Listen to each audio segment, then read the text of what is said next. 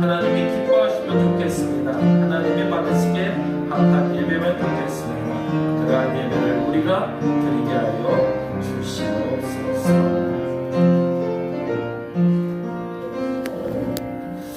기도하겠습니다.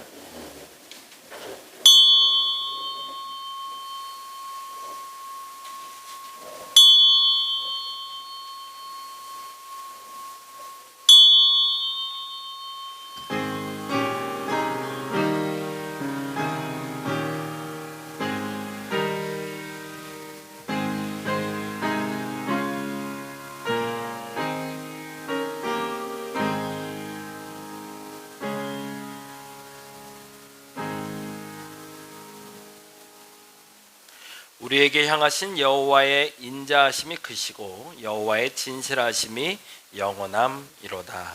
아멘. 찬송가 190장 같이 찬양합니다.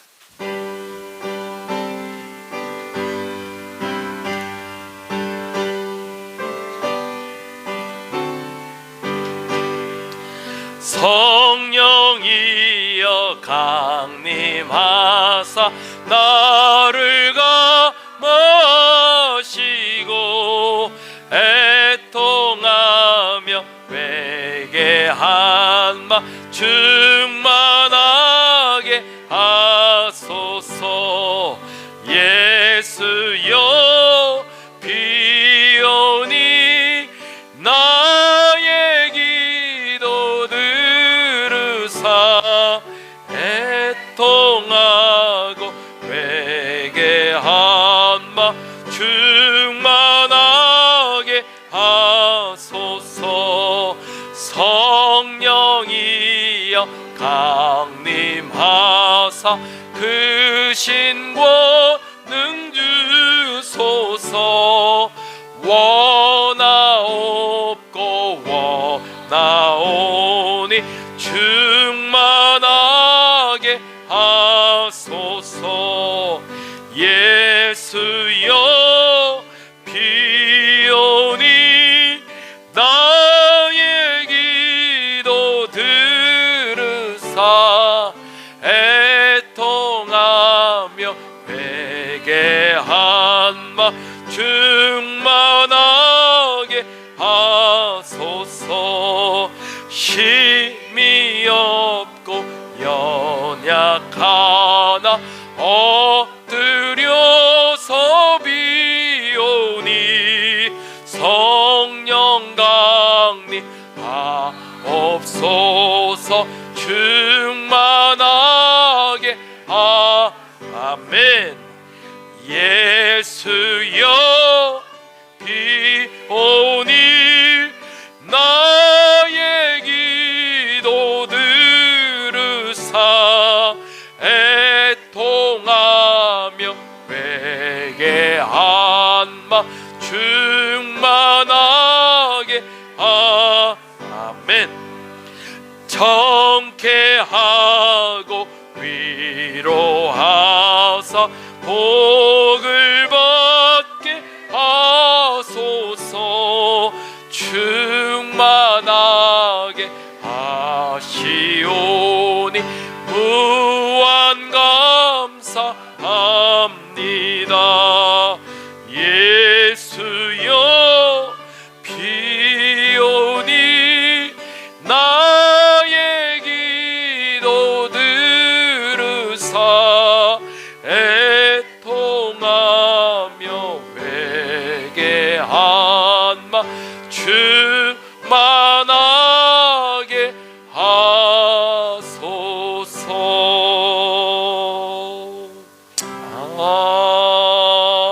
아멘. 교독문 6번 시편에 있는 교독 같이 합니다. 작은 글씨는 제가, 큰 글씨는 여러분이 읽어주시면 됩니다. 여호와여 일어나옵소서. 하나님이여 손을 드옵소서. 가난한 자들을 잊지 마옵소서.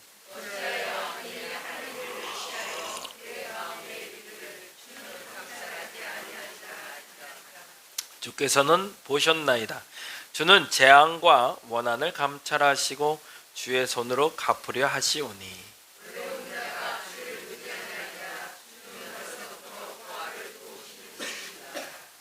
악인의 팔을 꺾으소서. 악한 자의 악을 더 이상 찾아낼 수 없을 때까지 찾으소서.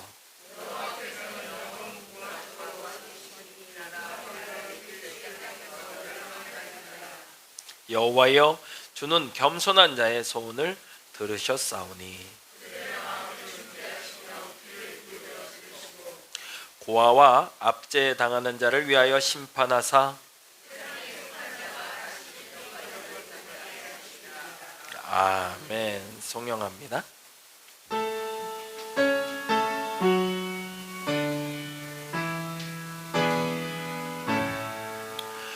성부 성자와 성령 자손과 영광 돌려 보내세 대초로 지금까지 또 영원 무궁토록 성삼위께 영광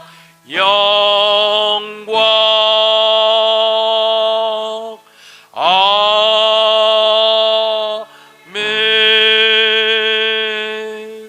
자리에 앉아주시기 바랍니다. 찬송가 183장 우리 같이 박수하면서 같이 찬양하겠습니다.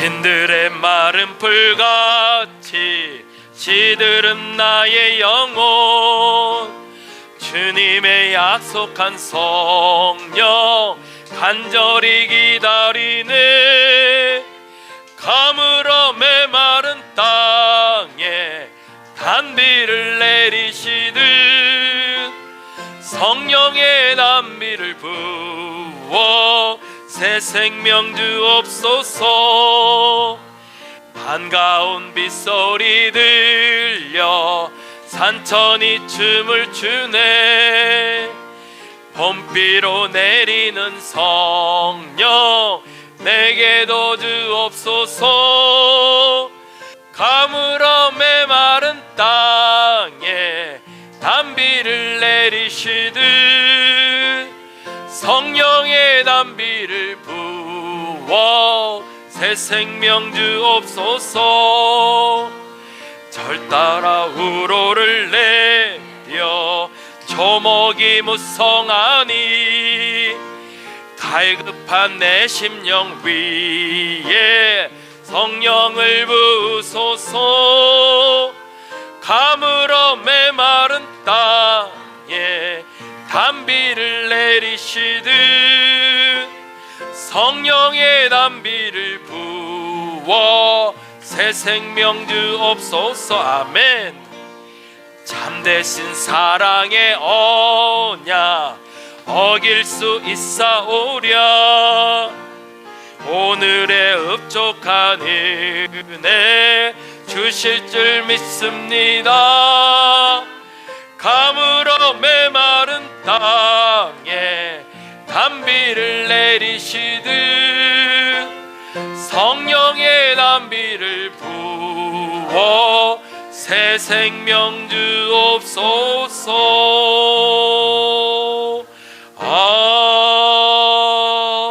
아멘. 이 시간 우리를 대표해서 안은경 권사님 기도해 주시겠습니다.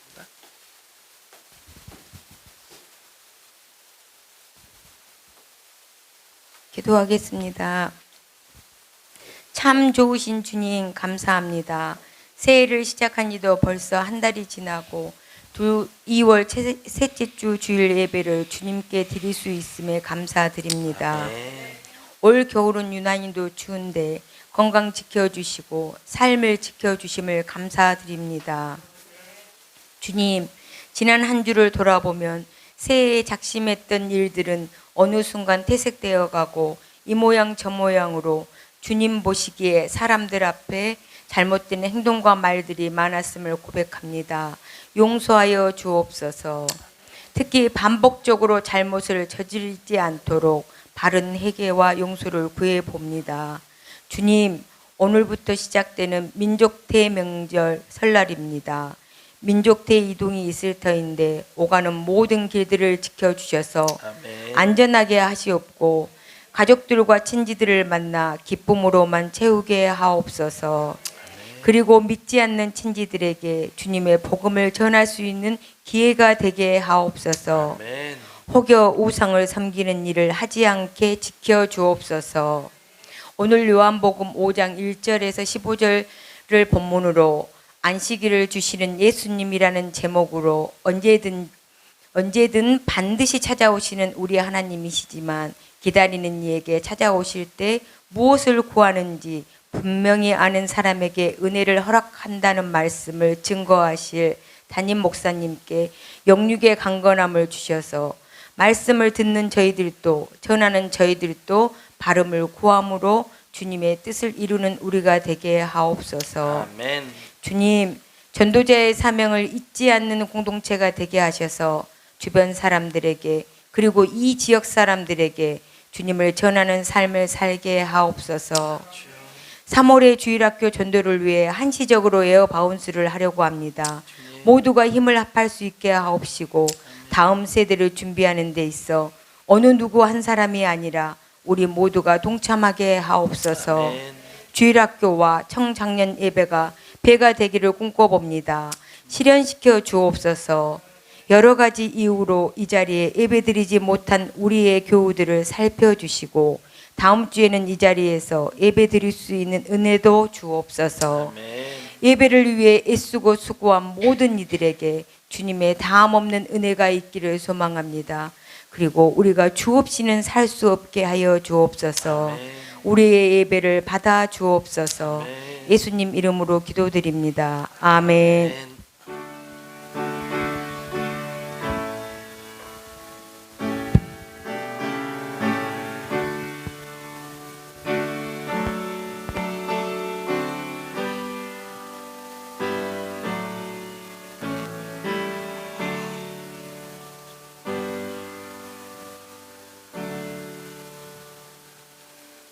오늘 함께 볼 하나님의 말씀은 요한복음 5장에 있는 말씀이 됩니다. 요한복음 5장 1절에서 15절.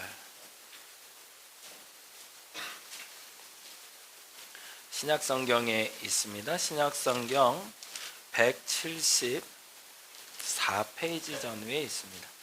요한복음 5장 1절에서 15절. 천천히 같이 찾고요. 내 성경책으로 먼저 찾아 놓으신 후에 가급적이면 나의 성경 보면서 같이 읽도록 하겠습니다.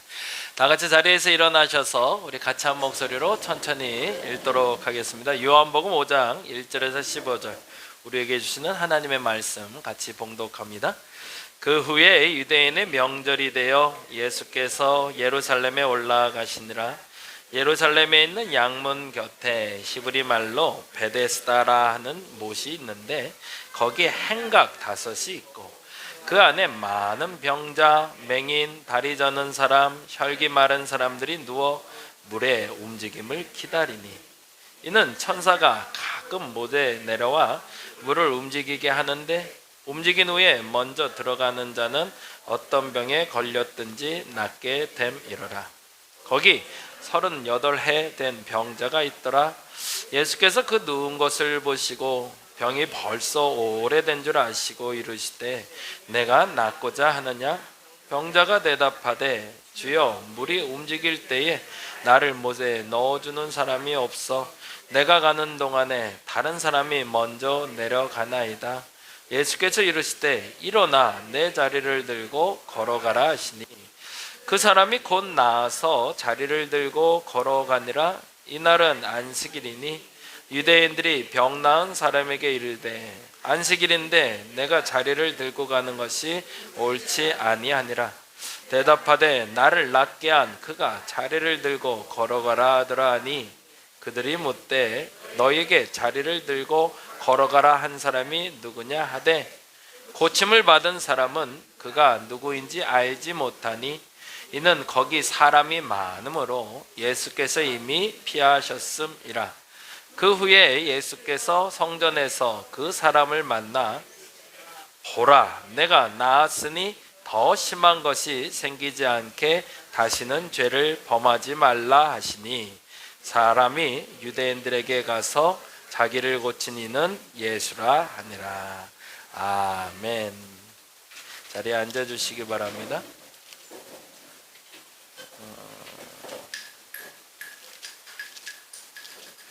성경 읽고 우리 교독할 때 조금 천천히 하면 좋을 것 같아요. 아직은 젊으신 거예요, 다. 그래서 막 이제 속도가 붙는데, 특히 교독할 때에도 그리고 성경 읽을 때도 아까 우리 윤 권사님하고 얘기했는데, 윤 권사님 치아가 지금은 본래 본인 치아이시래요. 하나도 위치도 없고 임플란트도 하나도 없고 진짜 건강하신 거죠. 오복 중에 하나인데, 치아를 보니까 치아도 촘촘하게 서로 열린 데도 없고 아주 튼튼하시네요. 그래서 건강하신 것 같아요. 요즘 들어 생각하는 게, 제가 속이 잘 안 좋아서 속이 왜 이렇게 안 좋나 했더니, 치아는 저도 건강한데 잘 씹질 않더라고. 이게 잘 씹어 먹어야, 그래야 이제 소화도 잘 되고 그리고 장이 좋은데, 이게 면조하고 급하게 먹는 사람이다 보니까 제대로 안 씹고 넘겨서 그래서 소화가 잘 안 되는. 그래서 저희 아버지 봐도 틀니를 하시고 나서 건강이 많이 안 좋아지시더라고요. 그래서 보니까 잘 씹어야 되는데 잘 씹지 않아서. 근데 우리 큰애 같은 경우에는 좀 잘 씹어 먹어요. 한번 밥을 먹을 때 한 30번 이상. 얘는 밥 먹는 사이에 되게 오래 걸려요. 그래서 같이 밥 먹으려면 정말 힘든데, 우리 둘째는 좀 빨라요. 저하고 속도가 빨라. 그러니까 둘째하고 저하고는 밥 먹자마자 바로 화장실을 달려가고, 우리 첫째는 그런 일이 별로 없어요. 음식도 그렇지만 말씀도 그런 것 같아요. 곱씹어서 계속 씹는 게 굉장히 중요하다는 거는 음식을 먹을 때도 아는 것처럼 말씀도 마찬가지인 것 같은데, 교독할 때도 그렇고 말씀 볼 때도 한번 되새김 한다 생각하시고 꼭꼭 씹어서 한번 드시면 참 좋겠다는 생각이 듭니다. 엊그제 만났던 목사님이 좀 이렇게 간증 아닌 간증을 해주셔서 그 말을 좀 먼저 시작하고 했으면 좋겠어요. 예수를 안 믿는 집안에서 신앙생활을 시작을 했고, 중학교 2학년 때 처음 예수를 만나게 됐대요. 결정적인 계기가 뭐냐 그랬더니, 사실은 전에 모태신앙이 아닌 사람들은 무엇인가 어떤 의미 있는 생각을 갖게 되거나 과정이 있어야 되잖아요. 초등학교 때 처음 갔던 게 천부교를 갔대요. 천부교 혹시 아시나요? 박태선이라고 옛날에 들어보셨는지 모르겠는데, 장로님 중에 한 분이 은혜를 크게 받고 교회를 하나 세우셨는데, 안타깝게도 본인이 신이 되셨어요. 그래서 목사 없이 본인이 이제 소위 주인이 돼서 교회를 만들어 가서, 천부교 교회를 가면 십자가가 없고요, 비둘기하고 월계관이 있어요. 그래서 그걸 이제 천부교라고 부르는, 교파도 아니고 이단이죠, 사실은. 근데 초등학교 4학년 때 거기서 신앙생활을 했대요. 그러니까 야, 이거 잘못된 데서 시작해서 문제 있는 거 아니에요? 그랬더니, 지금 돌이켜 보니까, 지금 그때는 몰랐지만 지금 돌이켜 보니까 교회학교 교육에는 큰 차이는 없었던 것 같아요. 그냥 성경 가르치고 박태선이란 사람 얘기나 어떤 신적인 얘기 이런 건 별로 안 하고 성경 얘기를 배웠대요. 근데 중요한 건, 성경 배우러 갔을까요? 그냥 친구들이랑 놀러 간 거죠. 그냥 그게 재밌어서 이제 갔던 건데, 정말 실질적으로 중학교 2학년 때 내가 신앙을 해야겠다, 목사를 해야겠다 결정된 계기가 뭐냐면, 찬송가가 되게 많더래요. 근데 이제 공부 좋아하는 사람이에요. 딱 보니까 찬송가가 1장부터 거의 500장까지 있더래요. 근데 그때 엄마가 실로폰을 사줬대요. 그래서 실로폰으로 똥똥똥똥 하면서 1장부터 끝까지 내가 불러부르라. 중학교 2학년 때. 되게 독특한 거죠. 이게 공부하는 사람의 특징일 수도 있겠지만, 근데 그래서 집에서 중학교 2학년 때인데 1장부터 부르기 시작했대요. 그냥 띵띵띵띵 해보고 노래 맞춰보고 자기도 불러보고. 근데 10장이 딱 넘어가는데 주체할 수 없이 눈물이 막 쏟아지더래요. 왜인지도 모르겠는데 막 눈물이 쏟아지는데 아무 생각이 안 나고, 내가 이분하고 한평생 살았으면 좋겠다, 그 마음이 확 들어왔다는 거예요. 그래서 도전이 좀 됐어요. 나도 그렇게 한번 해볼까? 나쁘지 않은 것 같은 생각이 들었어요. 근데 거기에 매우 중요한 게 있죠. 순수함이죠. 그 순수함으로 내 마음이 동했고, 내가 주를 만나고자 하는, 그리고 이걸 알고자 하는 그 소망이 있을 때 하나님 그 마음 움직여 주시더라는 거죠. 예배 드릴 때 여러분의 마음이 그랬으면 좋겠어요. 어떤 의무도 있고 부담도 있고 그리고 필요도 있고 또 다양한 이유로 이곳에 나오겠지만, 여러분의 궁금함이 있었으면 좋겠습니다. 하나님에 대한 궁금함이 있고, 그래서 거기에 대한 소망함으로 여러분의 간절함이 더해질 때 하나님 반드시 만나 주실 겁니다. 오늘 그 얘기 조금 해보려고 그래요. 안식일을 주시는 예수님인데요, 요 그림으로 시작을 해보죠. 요즘은 이제 AI가 너무 잘 돼 있어서 성경 이야기를 그림으로 그려주는 게 너무 잘 돼요. 베데스다라는 연못 이야기입니다. 제가 먼저 그림을 가지고 먼저 설명하고 성경 잘 모르는 분들을 위해서, 그리고 성경 얘기를 좀 들어가 볼게요. 성전에는 반드시 필요한 게 있습니다. 물두멍이라는 게 필요해요. 성막 때부터 필요했는데, 유대인들은 지난번에 말씀드린 대로 물이 귀한 민족이에요. 근데 그럼에도 하나님 앞에 나갈 땐 깨끗해야 된다는 원칙이 있었어요. 그래서 그 원칙 중에서 제일 먼저 하는 일이 육체를 씻는 겁니다. 그래서 손, 발을 씻는 건 기본. 그래서 집에 들어갈 때도 반드시, 밥 먹을 때도 반드시 손, 발을 씻고 집에 들어가고 손을 닦고 밥을 먹는 아주 독특한, 중동지방에 사는 민족들 중에 거의 유일하게 깨끗하게 정결을 유지하는 민족인데, 그게 신앙의 목적이었고 신앙의 의무였습니다. 그런데 심지어 하나님 앞에 나갈 땐 어디까지 씻어야 될까요? 이들 생각엔 온몸을 다 씻어야겠죠. 그러면 이렇게 조그만 세숫대 하나, 지난주에 말씀드린 물두멍, 요거 갖고는 모자르죠. 몸을 담글 수 있는 게 필요한 거예요. 그래서 예루살렘 성 주변에 우물을 만들어 놨습니다. 이유는 먹는 물이기도 하지만 무엇보다 들어가기 전에 온몸을 씻고 들어가는 거예요. 네. 풍덩 들어갔다가 온몸이 다 물로 씻겨진 다음에 성전에 들어가는, 하물며 사람도 그렇게 들어가는데 짐승도 건성 들어가면 안 되죠. 그래서 짐승도 그 물에 씻겨서 들어가는. 그래서 예루살렘 성곽 바깥쪽엔 그 사방에 우물을 만들어 놓고 그 연못에서 물을 길어다가 혹은 그 안에 담가서 몸을 씻는 일들을 했는데, 베데스다, 여러분 뭐 이제 성경 좀 아시고 이제 군대 갔다 온 분들은 실로암이라는 단어 많이 들어봤을 텐데, 실로암이라는 노래 되게 유명하죠. 예, 실로암도 마찬가지로 그런 연못이었어요. 그래서 거기에 몸을 씻고 그리고 짐승을 씻는 공간이었습니다. 근데 어느 날 베데스다라는 연못에 특별한 일이 벌어진 거예요. 그거를 이제 성경에 기록되긴 천사가 왔다 갔다고 하지만 아마도 지진 같은 게, 진동이 있었던 것 같아요. 그래서 우물물이 이렇게 흔들렸는데 우연인지 일부러인지 모르지만 누가 빠졌던 거죠. 근데 때마치 그게 병자였고, 근데 그 병자가 거기에 풍덩 들어갔다 나왔는데 기적같이 병이 나아버린 거예요. 그리고 그게 진짜인지 아닌지 모르지만 이야기가 퍼지기 시작합니다. 그래서 원칙이 생겼어요. 우물이 진동을 할 때, 우물이 흔들릴 때 들어간 사람은 나을 거다. 그래서 사람들이 기다렸겠죠. 그리고 우연찮게 또 흔들릴 때가 있었는데 들어갔는데 또 어떤 사람은 낫고 어떤 사람은 안 낫어요. 그래서 자기들끼리 질문이 생겼죠. 왜 낫을까? 왜 안 낫을까? 그래서 본인들이 선택하고 결과한 게 있어요. 그렇지, 제일 먼저 들어간 놈이 낫는 거야. 누가 빨리 들어가냐가 좋은 거야. 그게 필요한 거야 라는 원칙을. 그게 언제 생겼는지는 알 수가 없어요. 분명한 건 그 연못이 있었고, 연못은 당연하게 모든 사람이 몸을 씻고 짐승의 몸을 씻기는 장소였는데, 그곳에 들어간 사람이 나았다는 전설이 나오게 돼서 거기에 누가 몰려들었을까요? 병자들이 모여들기 시작했던 겁니다. 그 이야기가 오늘의 시작점이 돼요. 그 얘기를 한번 좀 해볼게요. 본문에는 이렇게 되어 있습니다. 2절 말씀되니까 읽어볼까요? 예루살렘에 있는 양문, 양문이 뭘까요? 그냥 말 그대로 양의 문이에요. 그러니까 짐승이 들어가는 문이 따로 있고 사람이 들어가는 문이 있는데, 양문, 다시 읽어볼게요. 예루살렘에 있는 양문 곁에 히브리 말로 베데스다, 베데스다라는 뜻은 자비의 연못이라는 뜻입니다. 다시 읽어볼게요. 예루살렘에 있는 양문 곁에 히브리 말로 베데스라는 곳인데, 거기 행각 다세스. 행각은 뭘까요? 우리 같은 테라스를 얘기해요. 테라스에 지붕이 있는. 그래서 사람들이 그늘에서 쉴 수 있는 곳을 몇 개나 만들었대요?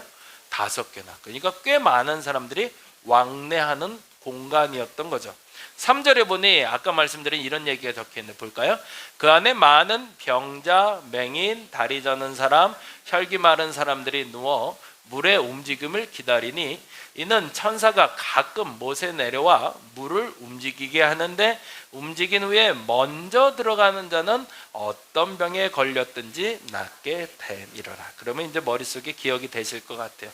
아까 말씀드린 대로 사실은 우리가 반복하고 곱씹는 게 굉장히 중요해요. 성경을 다 잘 아시는 분들도 있지만 모르는 분들을 위해서 한 번 더 다시 한번 반복하면서 이렇게 한번 읽어보죠. 베데스의 연못에 모여있던 사람들은 누구였나요? 5장 3절 한번 봅니다. 5장 3절 같이 한번 읽어볼게요. 시작. 그 안에 많은 병자, 맹인, 다리 저는 사람, 혈기 많은 사람들이 누워 있었대요. 누가 왔었대요? 많은 병자, 맹인, 다리 저는 사람, 혈기 많은 사람. 근데 좀 궁금한 게 생기지 않으세요? 읽다 보면 많은 병자하고 맹인의 차이가 뭐예요? 그렇죠? 다리 저는 사람은 뭐고 혈기 많은 사람은 왜 또 따로 썼을까요? 그냥 많은 병자들이 모여 있으면 됐다라고 표현해도 될 텐데 이게 조금 궁금하지 않으셨나요? 저는 좀 궁금했어요. 그래서 찾아보니까 이런 의미가 있네요. 사실은 영적인 의미가 있는 건데 맹인은 앞을 보지 못하는 사람이잖아요. 그러니까 많은 병자의 카테고리 안에 그 안에 세 가지의 부류로 표현을 하고 있는데 첫째는 보지 못하는 사람, 영적으로 보지 못하는 사람을 말하는 거고 다리 저는 사람은 본인의 의지적으로 앞으로 가지 못하는 사람 그리고 혈기 마른 사람은 말 그대로 마비되어 있는 사람. 그게 영적인 상태를 얘기하는 거죠. 그들의 몸의 상태이기도 하지만 그 영의 상태가 지금 의지를 가지지 못하는 사람들. 두 번째, 베데스다 연못에 사람들이 모여있는 이유가 뭐였죠? 5장 4절 같이 한번 읽어보겠습니다. 이는 천사가 가끔 못에 내려와 물을 움직이게 하는데 움직인 후에 먼저 들어가는 자는 어떤 병에 걸렸든지 낫게 되며 참 이 말이 좀 재미있어요. 가끔 못에 온대. 자주 오는 것도 아니고 그런데 이렇게 그 말의 뜻은 이거겠죠. 어떤 병이 있는지 낫더라. 병자들이 몰려 있었던 이유가 있어요. 그곳에 사람들이 몰린 이유는 거기만 가면 병이 낫더라. 근데 진짜일까요? 그게 중요하죠. 사실은 이 말은 이렇게 보는 게 맞습니다. 율법의 한계와 은혜의 필요성을 알게 하는 거죠. 의무를 다한다고 내가 열심을 다한다고 그리고 남들처럼 성공하려고 애쓴다고 이루어지는 게 아니더라는 거죠. 앞서 말씀드린 대로 천사가 와서 톡 건드리고 가는 거면 정말 좋겠어요. 오늘 예배 때마다 여러분에게 은혜가 있었으면 좋겠는데 근데 이왕이면 천사가 와서 톡 건드리고 가면 좋겠어요. 그래서 여러분의 피로도 톡톡 채웠으면 좋겠어요. 근데 죄송하지만 그런 일은 거의 없어요. 근데 대부분의 교회를 나오는 사람들이 이런 비슷한 걸 구해서 나온다는 게 문제가 되죠. 교회를 찾는 다음 장이요. 교회를 찾는 대부분의 사람들이 잘못된 목적이 있습니다. 한번 읽어볼까요? 밑에만. 자신의 문제를 해결하기 위해 물이 동하기를 기다리는 사람들이 많이 있습니다. 언제부턴가 우리나라에 들어왔던 복음이 조금 변질되기 시작했어요. 처음에 선교사들이 우리에게 복음을 전했을 때는 오직 하나였습니다. 구원. 근데 그 말을 초기 우리 기독교인들은 잘 이해를 했어요. 그래서 그거를 독립운동과 연결시키기도 했고 내가 저 하늘나라를 간다는 것으로 분명히 했습니다. 그래서 그 두 개는 흔들림이 없었어요. 근데 어느 날부턴가 거기에 하나가 더 붙기 시작했어요. 그게 뭐였을까요? 예수 믿으면 복 받는다고 붙어버렸어요. 그 해석에 대해서 다양한 해석들이 나오기 시작했는데 우리나라 부흥회가 어떻게 시작되는지 혹시 아시나요? 부흥회 들어보신 적 있죠? 부흥회가 뭐죠? 담임 목사가 아니라 다른 목사님들이 오셔서 우리 교회 설교를 하는 거예요. 근데 부흥회의 시작은요, 사실은 유명한 목사님을 초대하는 게 아니었어요. 당시에도 이미 교회 중에서도 어려운 교회가 있고 좀 자리를 잡은 교회가 있었던 거예요. 근데 이 자리가 잡은 교회가 그 교회를 도와주고 싶은데 사실은 재정적으로 돕기도 좀 어렵고, 그런데 그분을 불러다가 말씀을 듣고 그 교회의 형편을 듣고, 그래서 그 교회가 부흥할 수 있도록 재정적으로나 혹은 물질적으로 지원을 해주던 게 부흥의 시작이었습니다. 그래서 원래 큰 교회들이 일부러 근처에 있는 혹은 외지에 있는 작은 교회 목사님을 불러다가 힘내세라고 잘 대접하고 옷도 좀 사드리고 그리고 용돈도 좀 드리고 그리고 가실 때 여비하라고 사례비를 챙겨드리는 게 부흥의 목적이었어요. 근데 어느 날부터 다른 사람들이 꿰차기 시작했어요. 어차피 말씀 듣는 건데 이왕이면 말씀 좋은 목사님 왔으면 좋겠다. 어차피 말씀 듣는 건데 유명한 목사님 왔으면 좋겠다. 그래서 주객이 전도되기 시작했어요. 그래서 거꾸로 작은 교회가 큰 교회 목사님을 모셔다가 잘 대접하고 가끔 옷도 사드리고 사례비도 드려서 보내는, 그래서 이게 거꾸로 되기 시작했어요. 우리나라에 복음이 들어올 때 복음의 시작은 구원이었습니다. 다른 이유는 없었습니다. 이 땅의 구원이었습니다. 식민사회를 살고 있는 이 땅에 독립이 있고 해방이 있기를 원했고, 그래서 기도했고, 그 결과가 우리가 지금 독립된 나라로 살아가고 있는 겁니다. 또 하나, 처음에 복음이 들어왔을 때 우리에게는 자유가 주어지는 구원을 얘기했습니다. 그래서 여자들이 한글을 배울 수 있었고, 남자들 중에 백정들이 공부를 할 수 있었고, 그래서 백정 중에 의사도 나왔고, 여자 중에 학자도 나왔고, 의사도 나오게 되었습니다. 그 복음을 그대로 알고 있었는데 어느 날 보니 백정이 의사가 되고 여자가 교사가 되고 의사도 되고 부유해지는 걸 보고 중간에 말이 하나가 생긴 거죠. 예수 믿었더니 복 받더라 라고. 그러다 이게 주객이 전도되기 시작했어요. 그래서 그 자유를 만끽하며 그 자유를 전하던 구원이 이제는 그 복을 받는 것이 목적이 돼서 예수를 믿게 됐고, 그래서 교회 나오면 사람들이 자유를 얻고 구원을 받고 하늘나라를 소망하는 것이 아니라 어떻게든 복 받으려고, 그래서 어떻게든 더 빨리 집사가 되려고, 어떻게든 더 빨리 권사가 되려고, 어떻게든 더 많이 봉사하려고, 어떻게든 더 많이 헌금하려고 했었습니다. 이유는 복 받으려고요. 베데스다 연못에서는 사실은 정결한 예식이었습니다. 본인을 씻고 가는 연못이었는데 그냥 씻고 가면 그만이었어요. 근데 거기에 앞서 그림처럼 몸을 담고 있는 사람들이 생기게 했어요. 왜? 그 순간을 놓칠까 봐 내가 조금이라도 더 빨리 들어가야 이기니 아예 몸을 담고 기다리고 있는 거죠. 왜? 몸에 병이 있으니까. 그럼 이제 거꾸로 이렇게 되는 거죠. 그 물이 깨끗해졌을까요? 지저분해졌을까요? 아무도 들어가기 싫은 연못으로 변질되고 말았던 거죠. 그리고 실질적으로 아까 말한 대로 양문 곁에 있는 베데스다 연못이었기 때문에 이 연못의 주 목적은 사람의 몸을 씻는 게 아니라 짐승을 씻기는 게 못이거든요. 근데 그 연못에 몸을 담고 있으니 병이 오히려 더 옮겠죠.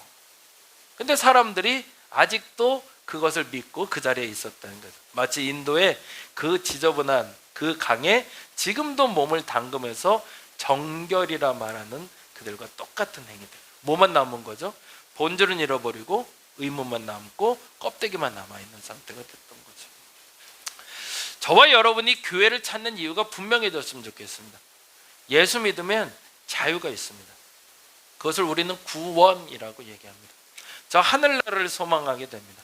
그리고 저 천국에 이르는 믿음을 갖게 되는 겁니다. 그리고 내 삶에 분명한 자유, 어떤 자유? 물질에서 자유고요, 관계에서 자유고요, 그동안 문제에서 자유함을 얻는 게 우리가 예수 믿는 목적이어야 됩니다. 그것이 여러분의 진짜 복임을 여러분이 인정할 수 있기를 간절히 바랍니다. 해결 방법은 다음과 같습니다. 아주 본질적인데요. 5장 6절에서 8절에 이렇게 나옵니다. 같이 읽어볼까요? 6절. 예수께서 그 누운 것을 보시고 병이 벌써 오래된 줄 아시고 이르실 때 내가 낫고자 하느냐. 7절에 병자가 대답하여 주여 물이 움직일 때 나를 못에 넣어주는 사람이 없어 내가 가는 동안에 다른 사람이 먼저 내려가나이다. 예수께서 이르실 때 일어나 내 자리를 들고 걸어가라. 방법은 명료하죠. 이거죠. 같이 읽어볼까요? 물이 동하기를 기다리지 말고 나를 찾아오시는 예수를 만나 믿음으로 나아가는 게 문제 해결이라는 거죠. 병이 있는 사람, 문제가 있는 사람, 그 문제를 해결하는 방법은 오직 하나라고 성경은 가르칩니다. 너의 어떤 노력, 어떤 열심, 그것이 너의 문제를 해결하는 것이 아니라 예수를 만나야 된다. 제가 받는 표현으로는 내 하나님이 있으셔야 돼요. 나의 하나님. 내가 고백하는 나의 하나님이 나의 기도를 들으십니다. 남의 하나님은 안 들어주세요. 내 하나님을 여러분이 만나시는 게 지금 이 순간에 여러분의 갈급한 기도 제목이어야 됩니다. 그리고 그분 앞에 서서 그분과 대화하시며 그분이 여러분에게 말씀하신 대로 움직일 때 여러분의 문제가 해결된다는 거죠. 근데 왜 굳이 38년 된 병자였을까요? 그 많은 병자 중에 탈이 젖는 사람도 있고 맹인도 있고. 근데 하필 왜? 세 가지 이유가 있는데 첫째는요, 그 사람이 의지를 잃지 않고 있었다는 데 있어요. 한번 볼까요? 6절 7절 읽어보겠습니다. 예수께서 그 누운 것을 보시고 병이 벌써 오래된, 거기가 중요하죠. 다른 사람들보다 유독 더 병이 오래됐던 거죠. 다른 사람들이 1, 2년 됐는지 모르겠지만 어떤 건지 모르지만 몸의 상태를 봤을 때 이 몸은 이미 38년 동안 병들어 있는 상태니 온갖 질환 그리고 몸이 얼마나 망가졌을까를 한눈으로 봐도 알 수 있었던 거죠. 근데 내가 낫고자 하느냐라고 질문하십니다. 38년이나 됐는데도 낫고 싶어? 포기 아직도 안 했어? 라고 물어보시는 거죠. 그래서 병자가 이렇게 얘기합니다. 병자가 대답하되 주여 물이 움직일 때 나를 못에 넣어주는 사람이 없어 내가 가는 동안에 다른 사람이 먼저 내려가는. 핑계대는 것처럼 보여도 뭐 하고 싶다는 거예요? 나도 못에 들어가고 싶다는 거예요. 여러분의 문제가 해결되고 싶을 때 제일 먼저 해야 될 게 있습니다. 그게 뭐냐면 그 의지를 꺾지 않는 겁니다. 포기하면 끝납니다. 근데 대부분요, 아닌 것 같은데도 놔버리는 경우가 많아요. 하고 싶다고 말만 하고 있지 움직이질 않아요. 부자 되고 싶다고요? 그럼 뭐 해야 돼요? 돈 벌어야죠. 그냥 말로만 부자 되고 싶대요. 아유, 부자 되고 싶어, 근데 속으로 얘기하죠. 난 부자 되긴 글렀나 봐. 아무것도 안 하면서. 그런 사람들에게 부자가 될 수가 없죠. 공부 잘하고 싶어. 말만 하면 되나요? 움직일 준비가 돼야죠. 물론 핑계거리는 많아요. 상황이 안 좋기도 해요. 근데 놓치지 않는 사람이 결과를 가져온다는 거죠. 두 번째, 이게 너무 중요한데요. 상황이 된다면 바로 행동에 옮기는 사람이 이 사람이었다는 거예요. 7절에서 9절에 보니까 이렇게 표현이 나와요. 7절 읽어볼까요? 병자가 대답하되 주여 물이 움직일 때에 나를 못에 넣어주는 사람이 없어 내가 가는 동안에 다른 사람이 먼저 내려. 이건 핑계일 수도 있고 대부분 그랬던 거죠. 왜냐하면 내 몸이 38년 동안 굳어 있으니 내 몸이 스스로 움직여서 들어가긴 너무 힘든 상태인 거죠. 그렇다고 38년 된 병자를 어느 가족이 옆에서 들고 던지지도 않았을 거고, 그러다 보니 항상 나는 뒷전이라고 생각했던 게 맞아요. 그게 상황이 안 된 거죠. 상황이 안 됐던 어쩔 수 없어요. 그런데 예수께서 이렇게 얘기하시죠. 뭐라고 되어 있죠? 예수께서 이르실 때 일어나 내 자리를 들고 걸어가라 하시는. 뭐가 온 거예요? 기회가 온 거죠. 근데 이 사람 기가 막혀요. 여기선 핑계가 없어요. 38년이나 못 들어가는데 지금 제가 어떻게 이러면 똑같은 거죠. 그런데 이 사람이 독특한 건요, 38년 동안 한 번도 내가 1등은 못했는데 당신이 일어나려면 일어나 볼래요? 라고 얘기했던 거죠. 그리고 9절에 이렇게 얘기합니다. 어떻게 되어 있죠? 그 사람이 곧 나았대요. 거기다 줄쳐놔야 할 필요가 있겠죠.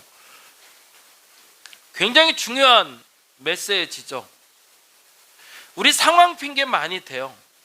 그 상황 때문에 안 됐다고 얘기해요. 그리고 핑계가 아니라 진짜일 수도 있어요. 진짜 안 됐어요. 할 수가 없는 상황이었어요.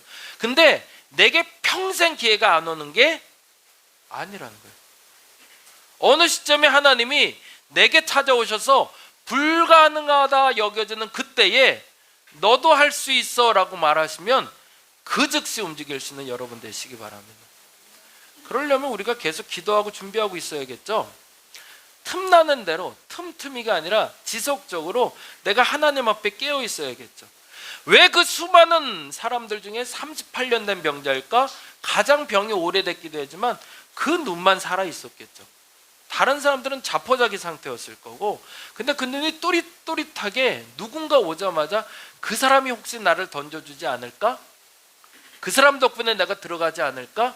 라는 기대를 가지고 예수를 마주쳤고, 예수와 눈이 마주친 그에게 자리를 들고 일어나 가라 라고 하자 곧 즉시 나아서 일어나 갔다는 표현을 하고 있습니다. 기회를 놓치지 않는 여러분 되시면 좋겠습니다. 어떤 사람에게든 기회를 주지 않는 건 아닙니다. 대부분의 사람들에게 기회가 주어져요. 근데 그 기회를 놓치는 게 문제인 거죠. 그리고 나서 하나님께 원망하는 건 의미가 없습니다. 이 자리에서도요, 똑같이 병자는 말할 수 있었어요. 38년 동안 1등 못했는데 지금 당신이 말한 난들 달라질까요? 라고 말해도 문제는 안 돼요. 그게 원래 그의 형편이었으니까. 그런데 거기에는 이런지야 말하지 않고 움직였다는 데 있는 거죠. 그리고 또 하나 매우 중요한 걸 얘기하고 있습니다. 14절에 보니 그는 죄를 지은 사람이라고 표현하고 있어요. 14절 읽어볼까요? 그 후에 예수께서 성전에서 그 사람을 만나 이르실 때 보라 내가 나았으니 더 심한 것이 생기지 않게. 그렇네요. 어찌 보면 그가 38년간 아팠던 이유가 선천적인 아픈 게 아니었던 게 분명한 것 같습니다. 어떤 이유에서든지 그에게 사고가 났는지 누구와 다툼이 있었는지 알 수 없지만 그 일로 말미암아 그 병이 찾아왔고 그 병을 끌어안고 왔는데 그가 뭘 했다는 거죠? 자신의 잘못을 인정하지 않았던 거죠. 문제 해결을 위해서 우리가 제일 먼저 해야 되는 건, 지난번 고난에 대해서도 말씀드렸지만 가장 먼저 해야 되는 건 내가 잘못한 게 있지 않은가를 생각해 보셔야 돼요. 남 핑계 댈 필요 없고요. 그리고 상황 핑계 대지 않고 내가 이 문제가 해결되지 않는데 가장 근원적으로 제일 많은 이유는 내 잘못 때문일 때가 있습니다.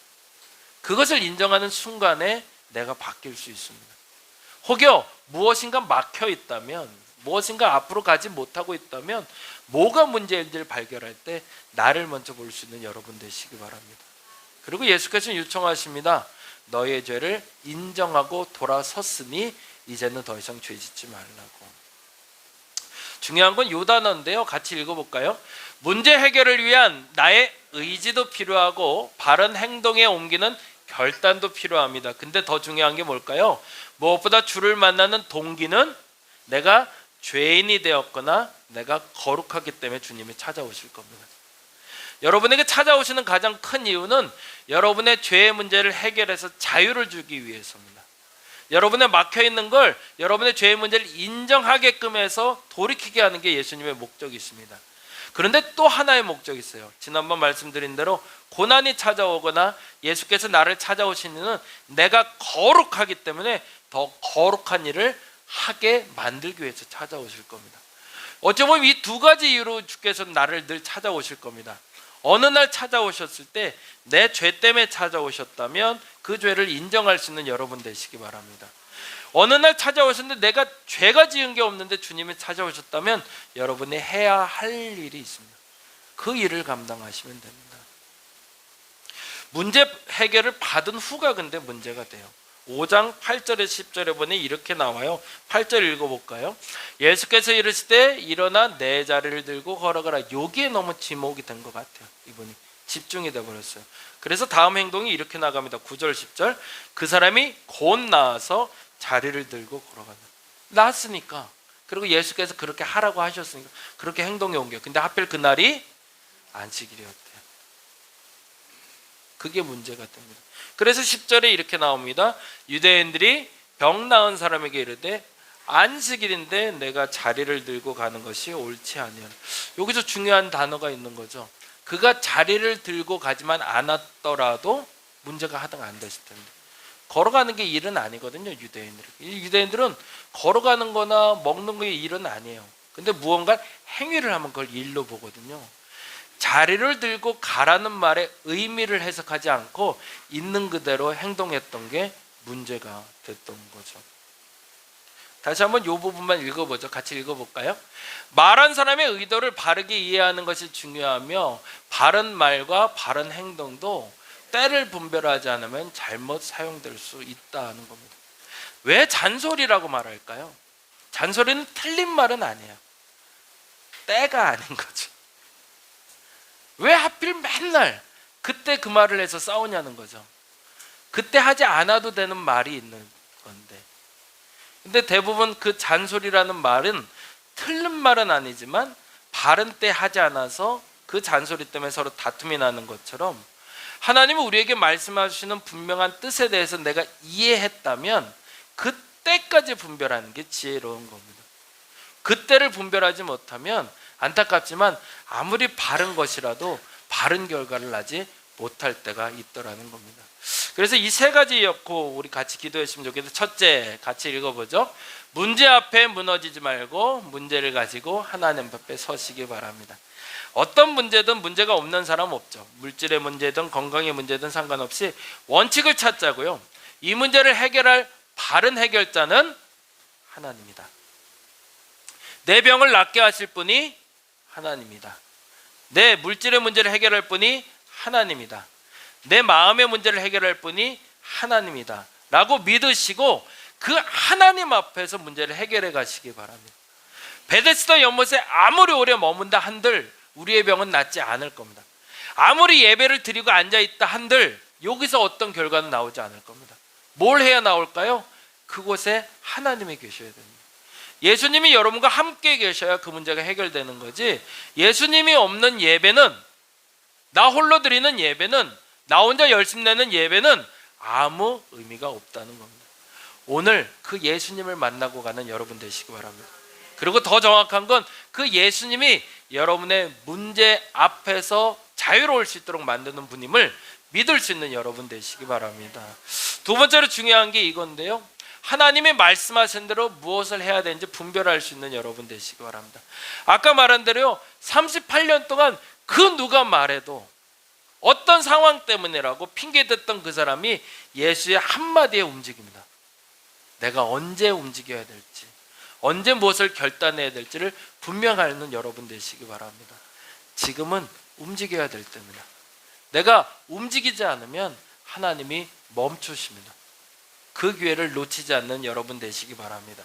근데 무엇보다 이게 중요하겠죠. 세 번째 같이 읽어볼까요? 바른 행동이라도 바르게 평가될 때가 있음을 알고 때를 따라 행동함을 결단하라. 이게 너무 중요합니다. 그러면 내가 지금 움직일 때가 맞는가? 다시 한번 물어보셔야 됩니다. 아까 말한 대로 성경을요, 빨리 읽는 것도 좋아요. 찬송을 많이 부르는 것도 좋아요. 근데 바르게 부르는 게 좋고요. 그리고 그 때에 맞춰 하는 게 좋습니다. 성경을 빨리 읽으면 빨리 끝까지 읽을 수는 있지만 그 내용을 파악하기는 어려울 때가 있어요.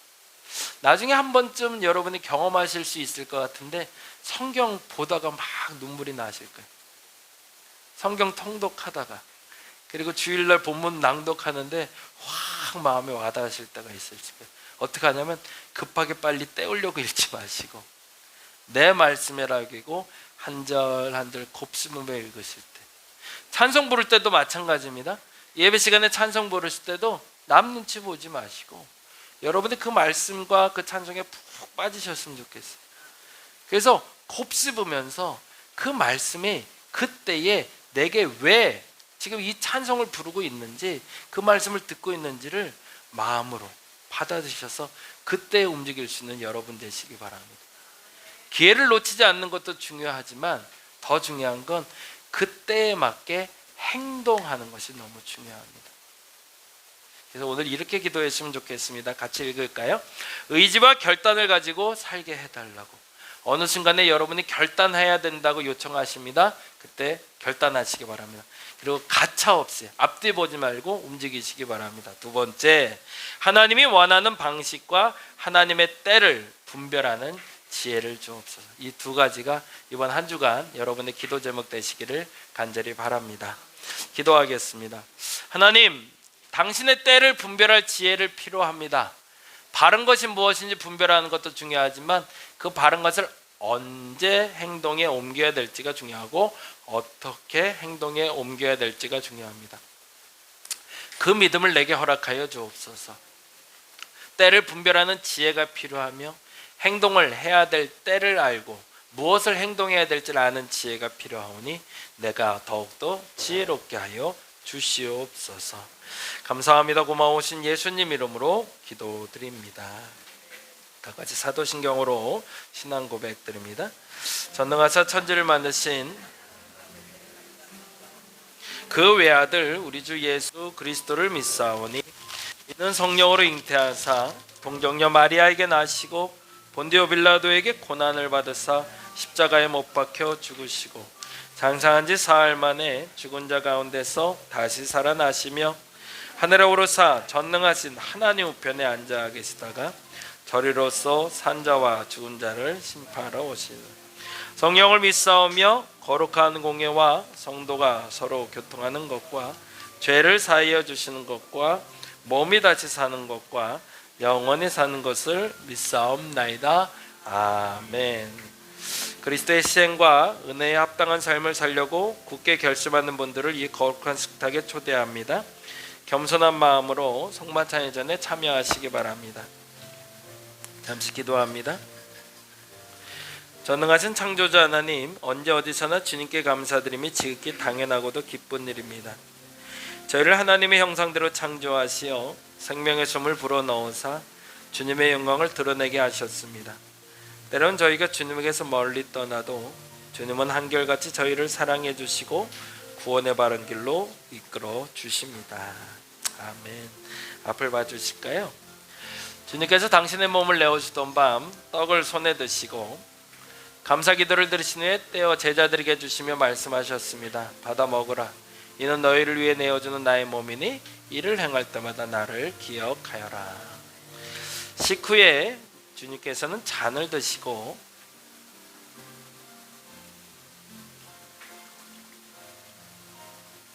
감사 기도를 들으신 후에 제자들에게 주시며 말씀하셨습니다. 이 잔을 마시라. 이는 죄사함을 얻게 하려고 많은 사람을 흘린 새 언약의 피니 이를 행할 때마다 나를 기억하여라. 아멘. 성령 임재 기원을 드립니다. 거룩하신 하나님, 일찍이 주님께서 세상에 보내셨던 성령을 지금 다시 보내주이사 진설된 떡과 포도주에 임하셔서 이 식탁을 청별하여 주옵소서. 또한 성령께서 여기 모인 저희 위에 함께하사 이 떡과 포도주로 영원한 생명의 양식이 되게 하시며 이를 먹고 마심으로 그리스도의 새로운 몸을 입어 세상을 변화시키는 능력이 되게 하옵소서. 아멘.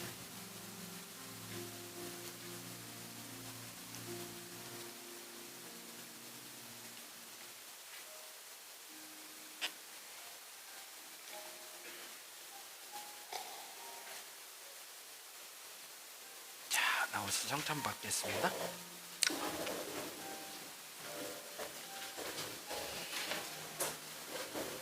그리스도의 몸입니다. 그리스도의 몸입니다. 그리스도의 몸입니다.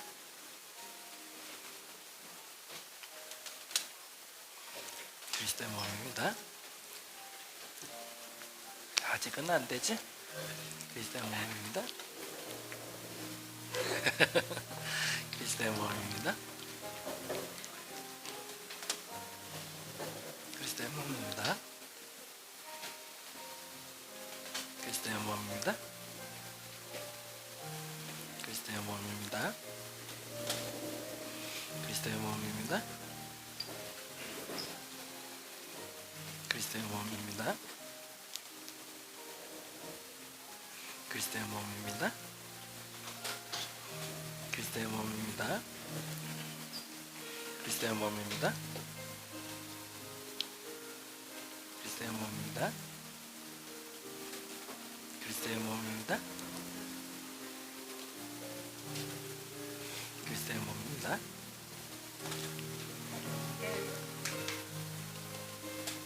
그리스도의 몸입니다.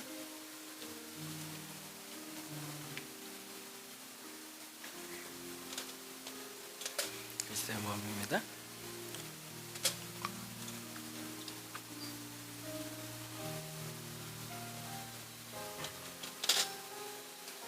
그리스도의 몸입니다. 그리스도의 몸입니다. 그리스도의 몸입니다. 그리스도의 몸입니다.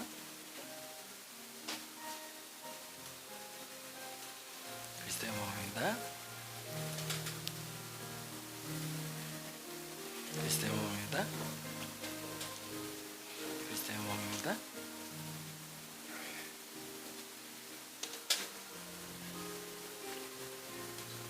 그리스도의 몸입니다. 그리스도의 몸입니다.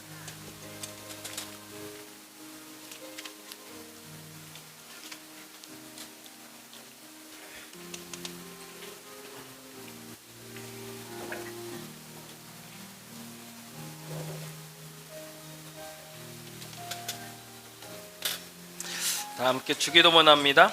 하늘에 계신 우리 아버지여, 이름이 거룩히 여김을 받으시오며 나라의 마옵시며 뜻이 하늘에서 이룬 것 같이 땅에서도 이루어지리라. 오늘날 우리에게 일용할 양식을 주옵시고 죄 지은 자를 사하여 준 것 같이 우리의 죄를 사하여 주옵시고 우리를 시험에 들게 하지 마옵시고 다만 악에서 구하옵소서. 대개 나라와 권세와 영광이 아버지께. 아멘. 성만찬 마침의 기도 우리 함께 합니다. 오늘 이 성찬을 통해 오감으로 주님을 경험하게 하시고 당신을 우리 몸에 모시게 하소서. 내 눈이 주님의 눈으로 보게 하시고 내 귀가 주님의 귀로 듣게 하시고 내 입이 주님을 향한 고백이 되게 하시고 내 코가 주의 향을 맡게 하시고 내 손이 주님의 일을 하게 하소서. 잠시 기도합니다. 38년 된 병자에게도 찾아오신 주님이 내게도 찾아오실 줄 믿습니다. 찾아오신 주님이 하라시는 것에 말없이 순종할 수 있는 우리가 되게 하여 주옵소서. 그래 우리의 고질적인 문제를 해결받을 수 있는 우리가 되게 하여 주옵소서. 무엇보다도 그 말씀의 의미를 잘 깨달아 내가 어떤 것을 행동에 언제 옮겨야 될지를 아는 자들이 되게 하여 주옵소서. 그래서 바른 것이 온전히 드러나게 하는 저들 되게 하여 주시옵소서. 감사합니다. 고마우신 예수님 이름으로 기도드립니다. 아멘. 봉헌합니다. 잠시 자리에서 일어나 주시고 우리 선항 갖고 나오네요.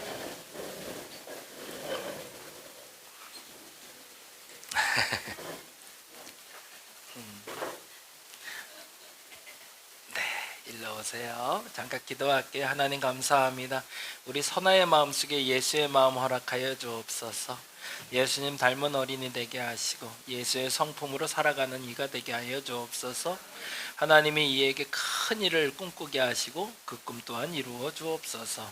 선아의 손을 통해서 귀한 예물 주께 올려드립니다. 오병이어를 바친 예물처럼 우리의 예물을 바치오니 5,000명을 먹이기도 남을 수 있는 예물이 되게 하여 주옵시고 특별히 저들의 가정에 물질이 마르지 않게 하시고 물질이 근심이 아니라 저들의 가정에 힘이 되게 하여 주시옵소서. 감사합니다. 고마우신 예수님 이름으로 기도드립니다. 감사합니다. 예, 자리에 앉아주시면 광고 잠깐 하겠습니다. 자, 명절이라 오늘 많이 오지 못하셨는데요. 우리 함께 조금 이야기 나누고 가겠습니다. 속회 공과 우리 이제 3월 거 구입하셔야 돼요. 그래서 2월 원래 초순부터 나오는데 그 속장님들이 저에게 문자를 좀 주시고요. 속장님들이 물이 몇 개 필요해요. 뭐 더 필요하신 분들은 더 구입하셔도 되고, 근데 3월 달부터는 여러분이 돈을 저한테 주셔야 돼요. 그래서 4,500원씩입니다. 건당 4,500원 여러분 신청해 주시고 저에게 알려주시면 제가 미리 구입해서 여러분께 나눠드리도록 하겠습니다. 그리고 개인별로도 남성교회는 남성교회에서 한번 단톡방에서 모아주시면 감사할 것 같습니다. 그리고 개인별로 추가적으로 더 필요하신 분들은 얘기하시면 같이 요번 주에 제가 수업해서 요번 주 말에 제가 구입해서 다음 주에 나눠드리도록 하겠습니다. 2월달 일정 잠깐 알려드릴게요. 2월과 3월입니다. 2월 18일부터 사순절 시작이 됩니다. 그래서 온라인 통독 월요일부터 금요일까지 이번에는 만들어 놨어요. 그래서 월요일부터 금요일까지 온라인 통독 복음서 하시면 되고요. 3월 1일 날이 초하루 새벽입니다. 주일날인데 역시 새벽에 같이 모일 거고, 2일부터 5일까지는 홀리위크, 우리 동일하게 8시부터 9시까지 기도할 겁니다. 하루 정도는 내가 꼭 참석하겠다 생각하고 한번 열심히 해보시면 좋을 것 같고, 가급적이면 다 같이 하면 더 좋고요. 6일날 금요 한몸 기도에 있다는 거 기억하시면 좋겠고요. 제가 다음 주가 조금 바빠요. 그래서 근데 요즘 계속 몸이 좀 안 좋아서 여러분 좀 기도 좀 부탁드릴게요. 2월 20일 날 한양도성, 제가 요즘 계속 답사하고 있는데 2차 순례 좀 하고요. 21일 날 작전돈 교회에서 한 20명 정도 정동 지역 제가 역사 그 가이드를 좀 합니다. 그리고 22일 날은 저희 용인 서지방이라고 우리 지방 내 제가 선교부 총무를 맡고 있어서 예배 사회 집례를 좀 해야 돼요. 그래서 22일 날은 제가 한 2시 반쯤 미리 나가야 될 것 같아서 1시쯤 아마 나가야 될 것 같고요. 23일 날은 교회개척 세미나가 온라인으로 있는데 그날 아마 있을 것 같고, 그리고 24일과 25일은 우리 속회신방이 있습니다. 그래서 속회신방 일정 맞춰서 진행될 건데 모든 일정 위해서 여러분 좀 기도 좀 부탁드리겠습니다. 그리고 요거는 꼭 기억하셔야 된다. 3월 8일 날 다음 장, 네, 우리 영화 볼 거거든요. 이때는 좀 시간 내셔서 사돈의 팔촌까지 다 데려오셔야 돼요. 우리가 89석을 빌렸거든요.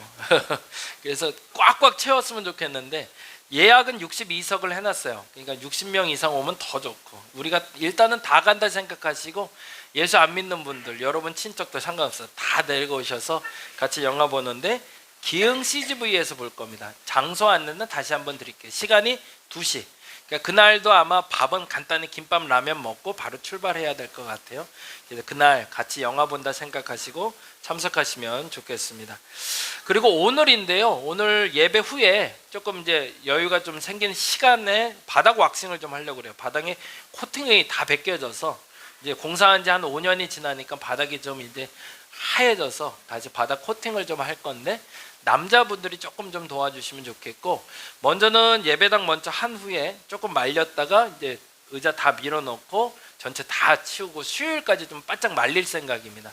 여러분이 의자 올리는 것 좀 도와주시고 그리고 세팅하는 데 도와주시면 감사하겠습니다. 그리고 예배 끝나고 나서 잠깐 우리 임시 운영위원들만 잠깐 좀 남을게요. 그러면 나머지 분들이 라면하고 같이 김밥 나눠 먹는 거 좀 같이 나눠주시면 감사하겠습니다. 그래서 추가 공간 때문에 잠깐 회의할 거니까요. 그냥 문 닫고 잠깐만 회의하고 나가도록 하겠습니다. 자, 다 같이 일어나셔서 파송 찬양하심으로 예배 마치겠습니다.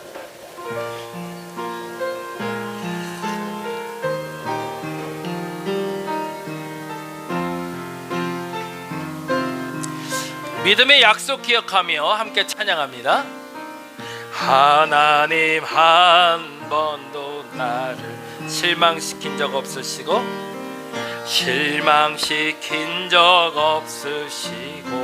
언제나 공평과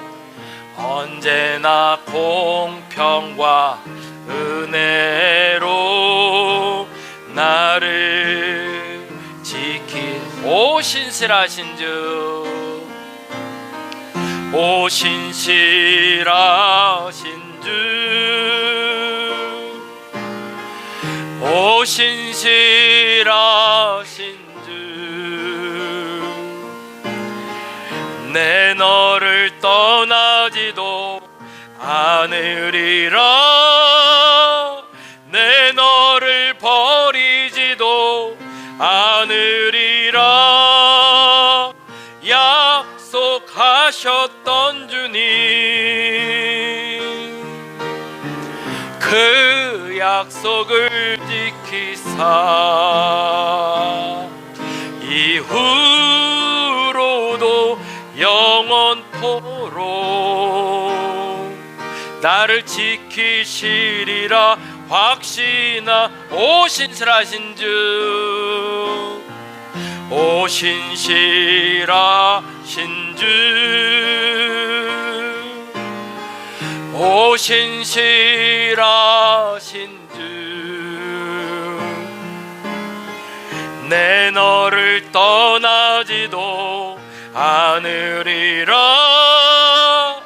내 너를 버리지도 않으리라, 약속하 하셨던 주님, 그 약속을 지키사 이후로도 영원토록 나를 지키시리라 확신하네.